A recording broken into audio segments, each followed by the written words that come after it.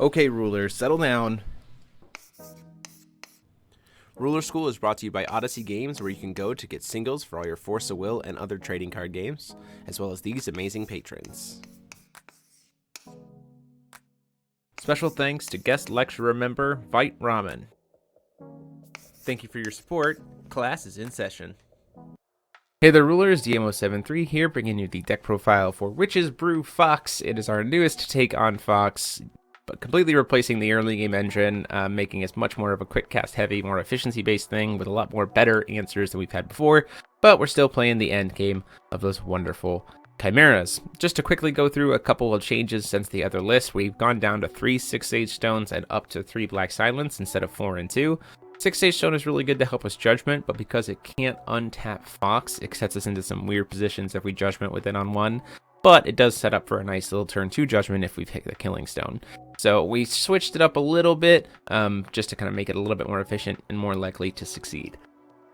In terms of Chimera base, we're playing 4, 3, and 3. This is pretty standard because we want the extra room, especially for something like Pumpkin Witch, which is kind of the new flashy end of the deck. The fact that she creates this kind of cloud effect of flying and swiftness, which is awesome, and we can grab her off of a Seal 5, which is very easy to get to into this deck, Witch of the Fallen Kingdom, and set up for, like, you know, swing with 2 things, sack them, make a Chimera, something like Amit, and that's now it has flying and swiftness 2, swing in for 15. Like, you can close out games very, very quickly because of Pumpkin Witch, and you don't need a main border. You can just grab her off of Witch of the Fallen Kingdom, which is great. Going into the main deck, we're playing Prisia. Consistency, we don't have a ton of draw power, but being able to look through is really helpful, as well as being able to essentially be a 1-cost Chimera, or a 1-card Chimera, even off of just 1 Prisia's Big Show, because we're just grabbing 1-drops for the most part. Super great. Like you see there at the end of Game 3, just very, very efficient ways to be able to get 2 new Chimeras. For Garyon, we didn't play it because we didn't have it yet in the week, but I obviously want to.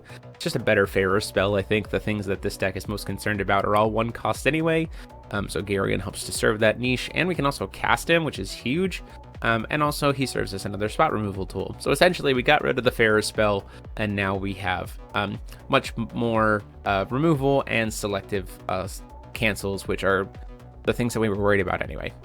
3 Assault from the Demonic World, super easy to trigger revenge, 1-cost kill anything is just great. 3 Dracula Reborn Vampire, also pretty much a really just straight better replacement for Demonic Dead. The fact that this guy just continues to be bigger and bigger and bigger every turn we sacrifice him, as well as there's a threat on top of fueling the engine, is just amazing.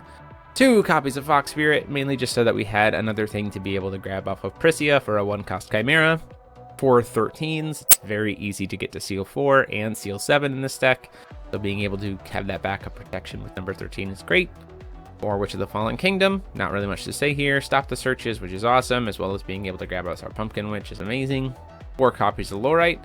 We do have concerns about other enter effects or other activate effects, so Lorite is great in Eternal for that, as well as being able to fuel a Chimera later. 3 Magic Stone Research Institute makes all of our little tiny 1-drops a lot bigger threats to contend with and push pressure until we get a Killing Stone, as well as this helps us dig for Killing Stone. This is just a better messenger of Lilia's Petal at this point because we don't have to wait another turn. We just get the stone into play. So it helps us dig a lot faster to get those Killing Stones online.